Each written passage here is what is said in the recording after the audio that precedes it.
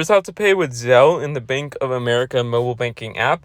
I will be using this app right here. It works on Android phone and even your computer. It's really easy to do. So the first thing you need to do is you actually open up the app like I've done so here. Where from here, all you need to do to actually access Zelle and make a payment is you just need to first click on the pay and transfer mode on the top or the bottom left-hand corner of the screen. Once you click on that, you just want to click on Zelle, which is in the very middle of the screen, either send or receive, and you just click on that. You can even do wire transfer on the right-hand side, but we just want to click on the Zelle option, and you can actually search for the person that you want to send this to. You can even split a bill.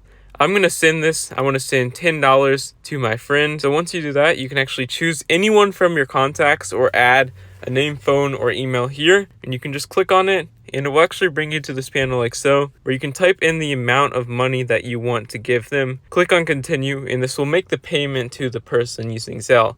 And they will receive a text message immediately, assuming this is a phone number, or an email if they're using an email. The transaction will show up immediately in your account.